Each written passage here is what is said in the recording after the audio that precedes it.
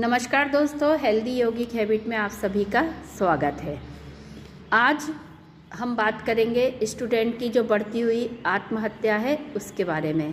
अभी कोटा से एक और 18 साल की बच्ची अदिति मिश्रा की जो है हृदय विदारक आत्महत्या की घटना सामने आई और उनका सुसाइड नोट भी सोशल मीडिया पे बहुत ज़्यादा वायरल हो रहा है, जिसमें उन्होंने लिखा माता पिता को कि सॉरी मैं ये नहीं कर पाई।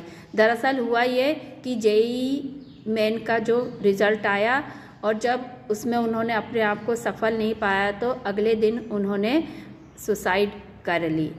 और कोटा में यह पहली घटना नहीं, इस साल की यह 6वीं घटना है जबकि स्टूडेंट ने किसी भी परीक्षा या टारगेट को अचीव ना कर पाने पर आत्महत्या की हो।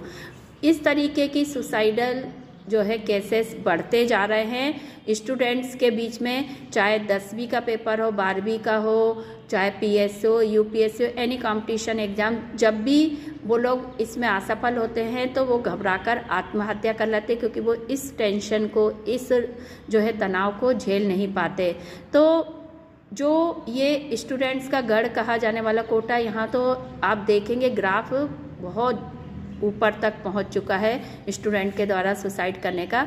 तो ऐसे में हमें इस समस्या के समाधान के बारे में विचार करना चाहिए। मेरे हिसाब से तो हम जब बच्चों को किसी टारगेट के लिए तैयार करते तो उसके साथ साथ हमें उनको ये भी बताना चाहिए कि यदि वो अपने टारगेट को हासिल नहीं कर पाते, असफल होते, तो उस स्थिति में उन्हें क्या करना है, कैसे उस स्थिति को फेस करना है, ये चीज़ उन्हें सिखाई नहीं जाती। उन्हें बताएं कि जब हमारे देश के जाबाज सिपाही भी किसी मिशन पर जाते हैं तो प्लान A, B, C तैयार करके जाते हैं कि एक प्लान यदि उनका सफल नहीं होता है तो दूसरा, तीसरा ऐसे वो अपनाते हैं। तो ये हमारे बच्चे भी क्यों नहीं जो है अपने जीवन के लिए वैकल्पिक व्यवस्था रखते कि हम इस चीज़ में सफल नहीं होंगे तो हम ये करेंगे, कोई ना कोई दूसरा काम वो कर सकते हैं। आत्महत्या किसी भी समस्या का हल नहीं है, बल्कि ये तो माता पिता के लिए एक बहुत बहुत ज़्यादा जो है दुख की वजह बन जाती है कि वो जिस बच्चे को पालते पोसते हैं वो इस तरीके से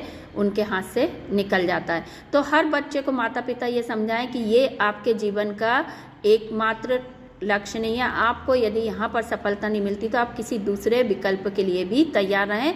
उस स्थिति को कैसे आपको झेलना, उसके लिए भी उन्हें बताएं कि इस टेंशन, इस डिप्रेशन को वो कैसे कंट्रोल करें। कुछ बातें यदि हम उनको समझाएं और उनको इस तरीके से तैयार करें तो डेफिनेटली ये जो सुसाइड की घटनाएं बढ़ रही हैं ये कम हो सकती हैं। तो ये पेरेंट्स की भी जिम्मेदारी है कि वो उनको इसके लिए पूर्ण तरीके से तैयार करें। जीवन का लक्ष्य केवल किसी एक क्षेत्र या किसी एक जो है पोजीशन पर आना ही नहीं होता। जीवन का लक्ष्य जीना होता है कि और उसको किस तरीके से जीना है ये सीखना बहुत जरूरी है। तो जीवन जीने की कला अपने बच्चों को सभी लोग जरूर सिखाएं। धन्यवाद।